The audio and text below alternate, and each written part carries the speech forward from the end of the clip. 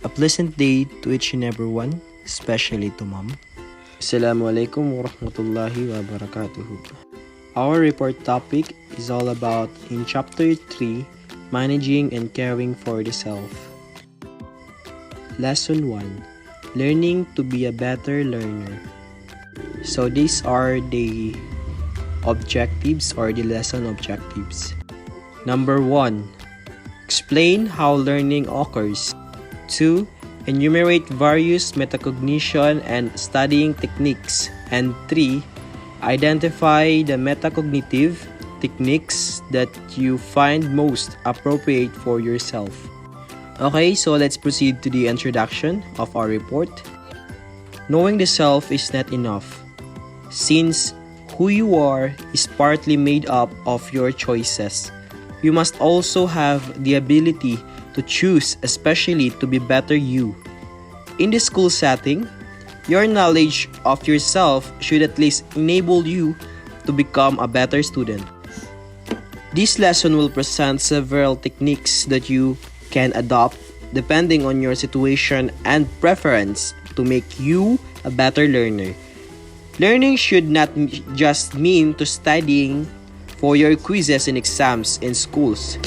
Learning could also occur outside the confines of the book or classroom, like when you want to acquire a new move in your favorite sport or skills for a certain hobby, among others.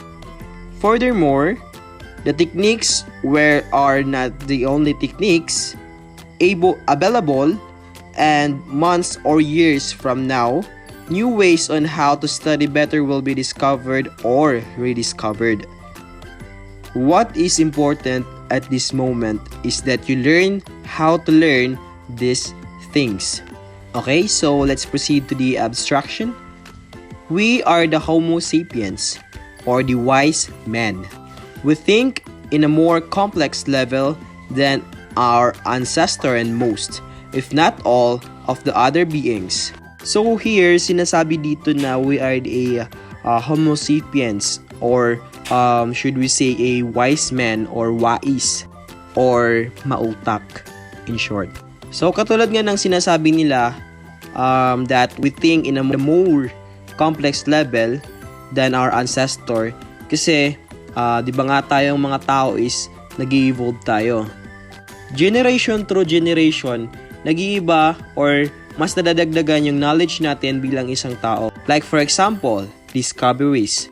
Noong ancient time, maraming mga bagay-bagay na hindi pa na-discover, unlike ngayon na napakarami ng bagay na na-discover ng ating mga scientists, or should we say in our history, there are many philosophers that discovered some several or various theories. So, beside that, marami din tayong mga example ng sarili nating evolvements or human evolution. So, shall we proceed to the next statement? But being called wise, not only do we think, but we are also capable to think about thinking. Like how we think of things and why we think in a certain way about things. So, dito nga sa part na to, para siyang tongue twister. So, in this statement, mapapaisip ka talaga kasi nasabi dito na think of things and why we think in a certain way about things. So, di ba? So, sinasabi dito na hindi lang nag-iisip tayo bilang isang tao, kundi we are capable of thinking about things. So, that's what we called a intelligence ng isang tao. Okay, so shall we proceed to the next statement? It is like your brain thinks about itself and thinks about how it thinks about itself. So, another tongue twister na naman, di ba? Katulad nga ng parati nating sinasabi, knowing yourself, knowing about yourself is very complicated and it's very hard. Kasi isa sa dahilan kung bakit maraming nag-fail na mga tao or na-fail yung mga future nila, hindi nila nakukuha yung dreams nila, is isa sa dahilan din yung pagiging not conscious of yourself or not conscious of who you really are. So there are various of examples or several examples of that. So let's proceed to the next statement. In the context of learning, studies show that when you are able to think about how you think, how you process information, and how you utilize techniques while you are studying, you have a higher chance of improving your learning process than those who do not reflect on their methods.